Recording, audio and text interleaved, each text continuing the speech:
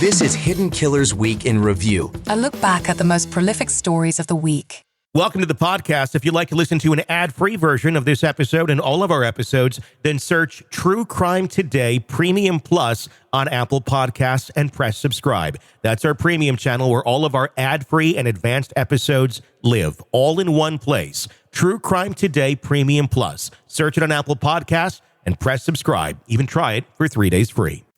Some secrets are kept in the basement, others in the morgue. Welcome to Hidden Killers with Tony Brueski, featuring defense attorney and host of the podcast, Defense Diaries, Bob Motta. The appeals process for Richard Allen now underway. Give us some insight, Bob, on how this is going to work from here. It's lengthy. And like before I kind of dive into that, I think that the number one concern is going to be are they going to be able to keep Rick Allen alive? Yeah. To survive through the appellate process. There is going to be zero incentive on part of the state to keep him alive. And anybody who knows anything about our prison system knows that convicted child killers and convicted pedophiles are not treated very kindly within the walls of those prisons. So, I mean, he's in peril. He's going to be in absolute peril. So that's the first thing. And then it's going to be a lengthy process. There's going to be some motions filed initially in court after sentencing happens on December 20th. They'll try to get them a new trial. They'll file a motion. The defense team will file a new motion that'll get denied by Gull.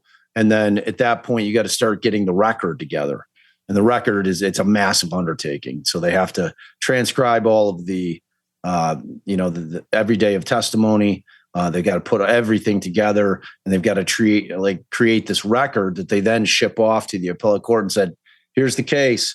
And it's not just the trial, it's everything pre-trial. Mm-hmm. So all the things that we were always kind of barking about, like what's Gull doing here, those are all part of the appellate record as well. It starts from basically the minute of arrest up through the verdict, and then through that last post-conviction motion that's going to be filed.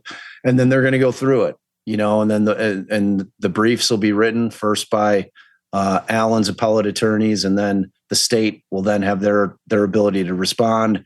And then at that point, the appellate court will make a decision whether or not, that they find that the confessions are valid. And in my opinion, if they do find that they're valid, it's going to be problematic, because I think that they'll say that the weight of those confessions outweighs any of the other issues where she may have ruled wrong, but it wouldn't have mattered at trial because of the fact that there's all these confessions that we think are valid, that those would have been the thing that sealed this case for any jury. So they would rule everything else as harmless error and not give them another trial. At that point, once that's denied, then you got to go up to the Indiana Supreme Court and have them take the same look at it. You file new briefs. Mm-hmm. And from that point forward, if that gets denied, then you shift it over to the federal system.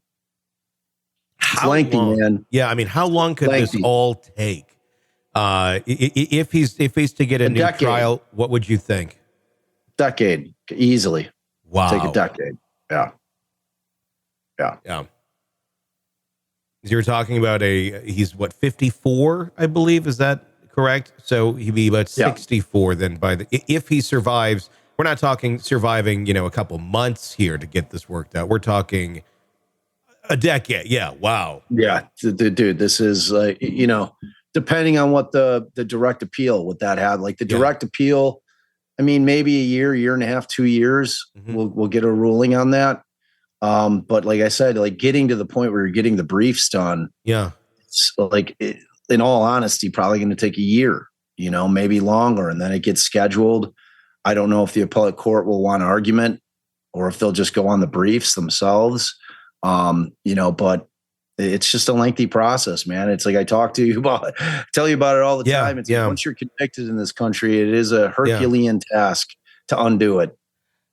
Did the appellate courts ever look at some of the rulings and some of the things that Gull did? They were like, what the hell was this? Like, why would you make that? I mean, is there ever criticism of any? Does it even matter? Is there any Is there any checks and balances to a judge like Gull where where she did make some pretty bizarre rulings that did seem to make a whole lot of sense?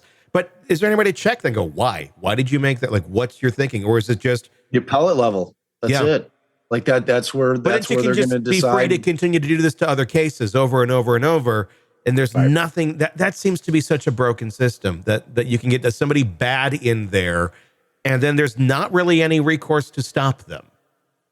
I obviously could not agree more. Yeah. And I appreciate your outrage, man. It's like, I wish there were, and you're not alone in feeling that way. It's like I said, if you kind of take the temperature right now, like online, of what people are feeling about this case, I think a lot of people echo your sentiments, and we should all be afraid. Yeah.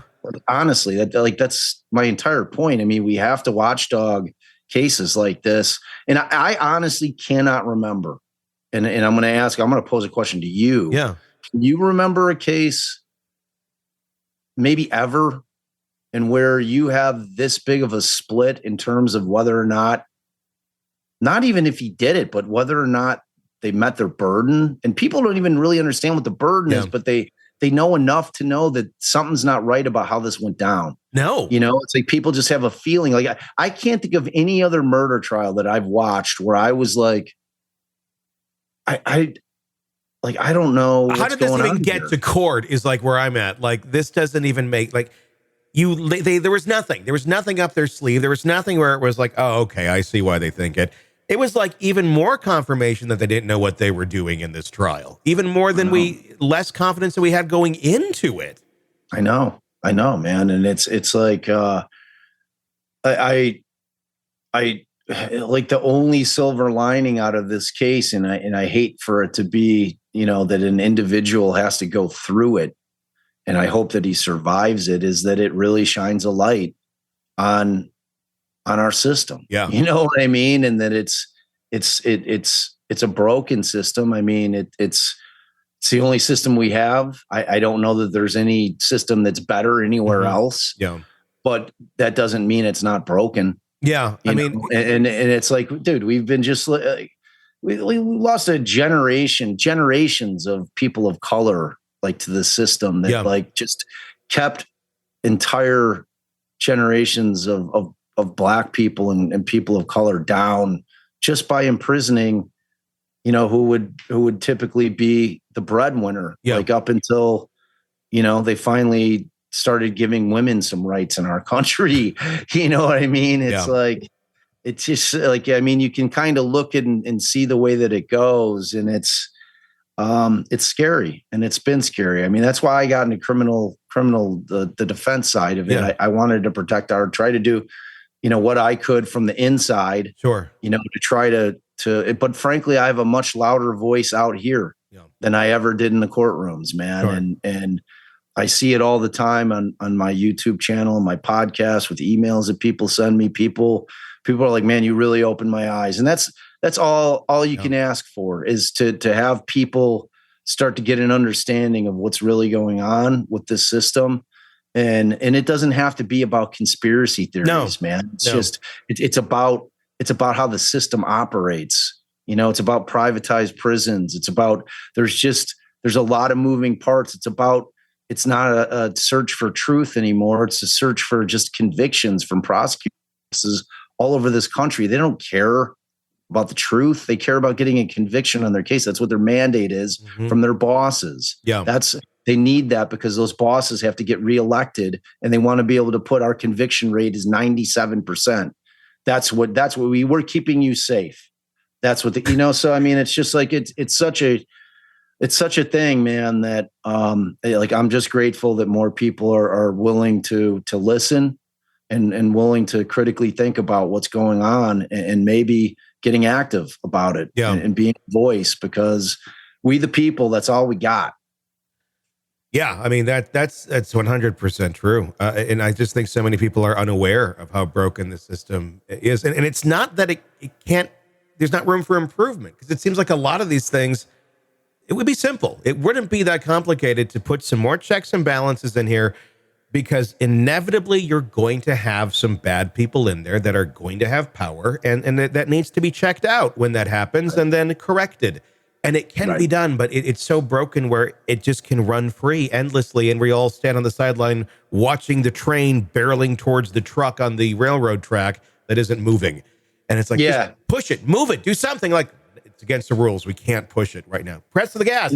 They're not allowed to press the gas. I know. And it's not even like just like bad people or people with ill intent. It's people that are not competent to be doing the jobs that they're doing. That's scarier than anything else, because there's going to be a way more of those than there are people coming in with bad intentions. Yeah. It's like you're going to be dealing with people that should not be in the position they're in, either because they're not qualified to do it, or they're not suited to do it. One of those two things.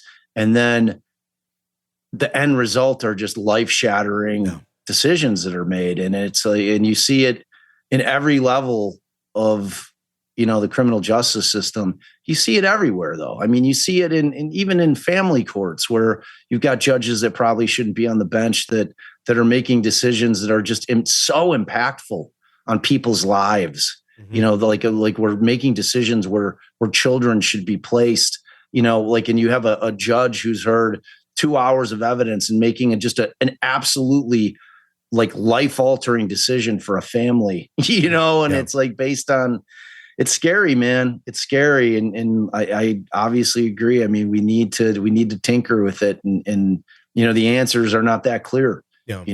I mean, it's like, maybe the answer is robots. maybe AI is the one that takes over the criminal justice system. I've been very curious about that idea. I think it'd be very interesting to run a full trial, everything just through something, and then at the end, let the AI be the juror. See what? Well, because I'd love to see some test samples of it, or the judge. Like where they've just like AI has just taken in all the existing case law, processed it. Because one thing that about computers is they're not going to be biased. Mm-hmm. I mean, it's going to logically analyze the information that it's receiving, and then it's going to say, well, based on this, like this is the correct answer. Yeah. You know what I mean? So like it's a terrifying prospect, but it's an interesting one. Well, I mean, it's a great way that, all the research that would have used to have been done. Now it's like, boom, here we go. AI can pull it up, different case law, everything, and find really good examples much faster or better than humans ever could.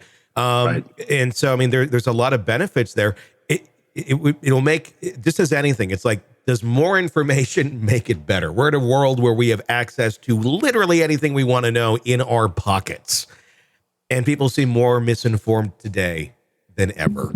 I know. Well, because now it's people are allowed to put misinformation out there. Yeah, that's true. Now you have to be able to try to cull through what's real and what's not real, what's true and what's not true, because everybody that puts something out there states it as fact. Yeah.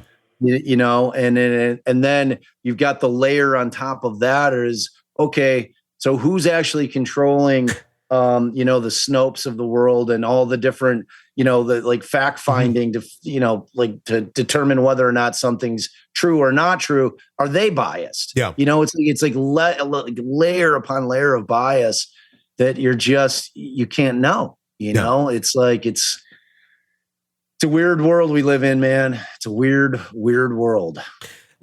Welcome to the podcast. If you'd like to listen to an ad-free version of this episode and all of our episodes, then search True Crime Today Premium Plus on Apple Podcasts and press subscribe. That's our premium channel where all of our ad-free and advanced episodes live, all in one place. True Crime Today Premium Plus. Search it on Apple Podcasts and press subscribe. Even try it for 3 days free. Let's be honest. Nothing kills the thrill of a good murder mystery like a commercial for laundry detergent. It's like someone slapping a closed sign on your favorite dive bar. But you're not here for that, are you?